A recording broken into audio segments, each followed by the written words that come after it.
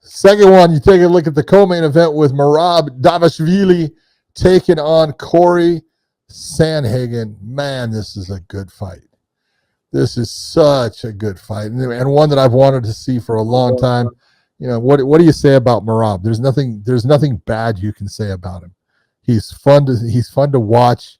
He fights his ass off. He's the Energizer Bunny when it comes to MMA. No one gets him tired, and he's taken and he's created a special place in people's hearts for, you know, a guy that was, you know, when I really started to like him was when he was second fiddle to Aljo, but the way that he played it, he goes, "Oh, I'll never fight Aljo. No, he's my friend," you know, and he didn't care about fighting for the championship. His thing was, "I'll fight everybody else," and he did. He fought everyone else and he beat them all. So it was almost to that point of like, you know, and he wins the title and he's been fantastic ever since. And then there's Cory Sandhagen, who you look at, he's always been that one step away from getting that title shot, and now he's got it.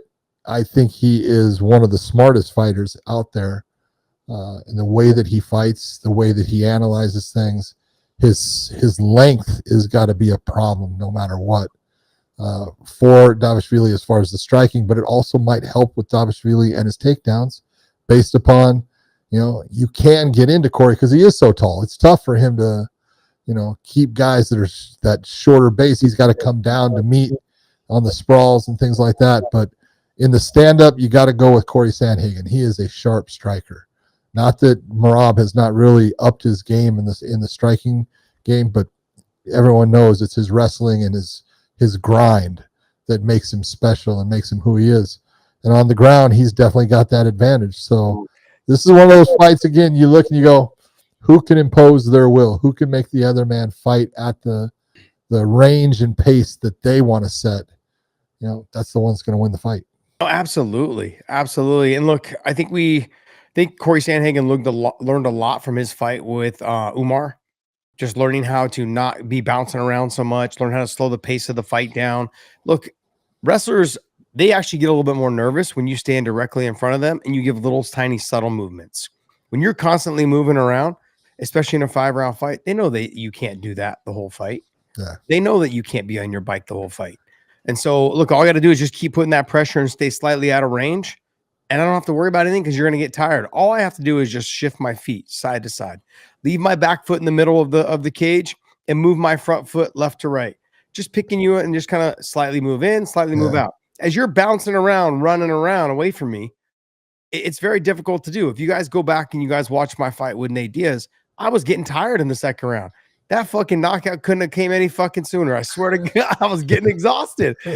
So when you think of guys like Cory Sandhagen, the lighter weight guys, they normally have great gas tanks. So he didn't start to slow down against Umar until like midway through the third round, pushing maybe into the fourth. And that's when Umar started to take over. And the first couple of rounds were close, whatever it was, but Umar was having kind of not his way, because he wasn't over dominating the fight, but it was one of those fights where he was able to do certain things to make Cory. He was being successful. Yeah, making Cory more defensive than offensive. And Cory learned a lot from that. And I think that's why the takeaway is that he learned so much from that fight that it's getting him ready for Merab. I will say this though. Merab has me a little nervous. How's that? He's saying, I don't plan on really shooting. I'm going to throw hands with him. I'm going to strike with him. He said 90% of this fight is going to be on the feet. John, what are you doing? I think you're telling a lie. I hope. I mean, like, if I'm his manager, I'm like, I hope you're telling a lie. Yeah, I hope you're telling a lie. It doesn't, again, it really doesn't matter. It has happened, but it doesn't matter what the person says. It matters what they do. But we saw it with, Bilal Muhammad. He said, I'm going to stand with him. And he wasn't lying. No. For the most part, he stood with JDM, and that's probably why he ended up losing the title. But you would think that, look at John Wood is a fantastic coach. He is, he's going to be in Merab's corner. I know that Ray will be there. Ray Longo is going to be there in his corner. They're both very intelligent coaches, and and even though Ray, he wants the striking, he's going to go, take him down. You can hear him now. Take him down. No, And so, you got to go with your bread and butter. And absolutely. his bread and butter is, man, taking people down and just mauling them. And he's great at it. And that's what he needs to do, in my opinion, to get a win against Cory. Now, we saw, though, also in the Umar fight that getting the takedown is not as easy as it seems to be. Umar struggled several times, especially in the early rounds of getting that takedown. Merab is a different animal in terms of it's the relentlessness of it all, right? Umar's good at getting in deep, and he tries to fight for it. If he doesn't get it, he's cool with backing out and get back to his feet. Where Merab is a little bit more like the Khabib style. He just keeps pushing on you, keeps pushing you forward, keeps coming up on the single, to the double, to the body lock, all of those things, to the fence. Merab is the closest thing that we've seen. A lot of people try to compare Islam with Khabib. The closest we've seen to Khabib it's Merab. Yeah. The way he fights. Absolutely. And that's why he's so damn successful. Absolutely. If you've got that gas tank and you've got that ability to chain wrestle, and then, with Merab, he's just got to add a little bit more heavier shots to his ground and pound, whereas Khabib was able to lace the legs and really do a lot of damage from that top position. But I can't take anything away from Merab. This is going to be an extremely tough fight for Cory Sandhagen. And I like what you said about Cory.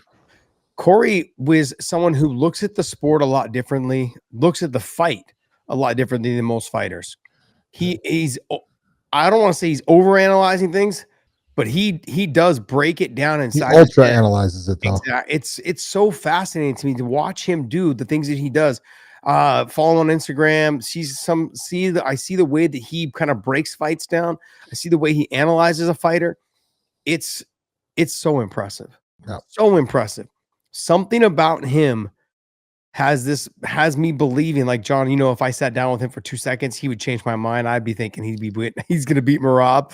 He's going to outstrike him, or he's going to out wrestle him. He's going to grapple. If he tells me these things, I would probably start to believe it, because he says it with such confidence. And most fighters are that way, and so I'm very gullible, and I'm going to just believe everything they say. As soon as they say they can beat him, I'm going to believe him. He's got all the skills, though. His grappling's gotten a lot better. He's off of his back. He's pretty damn good. He's good at keeping up on his feet. He made Umar work a lot when he did get him down. He made him work to keep him down. These are all things that Merab does very well. But Cory's been improving so much over the last 3 years. Phenomenal fighter, a technician. He's very slick on the feet. Merab's got to be very careful with the way he enters for his takedowns, especially with that knee up the middle. Yep. And the feints, he's going to have to bait him into throwing first, and then look into chain wrestle from there. He can't just shoot raw dog. I mean, there will be moments where he can, but he's got to be very careful. The knees up the middle, the height, all of those things are going to give him problems. That was the one thing that I was surprised that Sean O'Malley didn't utilize enough of, was the push kick up the middle, the knees up the middle, all of those things. But then I went back and watched the Sean O'Malley fight. A lot of Merab's shots were not waist level or knee level. They were almost like low level ankle picks. Shooting low enough to grab the ankle and put the head on the inside of the knee, and then try to come up, for an Iranian, or just come up through the bottom on a single, circle around, all of those things. Cory's gotten so good at the wrestling defense that I'm really excited to see how he handles Merab's pressure is one. How often does he move around? How much output does he have in terms of when he is moving? Does he strike off of that movement? Those are the things that really dictate how often Merab will shoot. If Cory's just moving and not throwing, then Merab can shoot anytime he wants. Yeah. You've got to move and strike, and make him think about when he's going to enter. And it can't always be the same strike. It can't be the jab all the time. He's got to mix it up with the push kick. He's got to mix it up with maybe throw a spinning kick in there. Something that keeps Merab guessing, like, shit, this stuff's coming from everywhere. I've got to be careful when I enter. So Cory's done a great job of breaking down fighters before in the past. Can he break down Merab? That's going to be the question. This is a fun fight card, man. This whole card, I'm going to get all the way down into like the second or third fight on the card, John. I'm thinking to myself, let me tell you about this guy. Yeah, let me tell you, I don't know who's going to win this fight. Yeah. Exactly. Element, the best hydration drink in the business. I had citrus earlier today. It's actually fantastic. And now they're making the lemonade salt in the can. Cannot wait. So if you guys use that link down below in the descriptions, they'll send you a bonus package for every single purchase. That's compliments of the Weigh In podcast. So hope you guys enjoy that.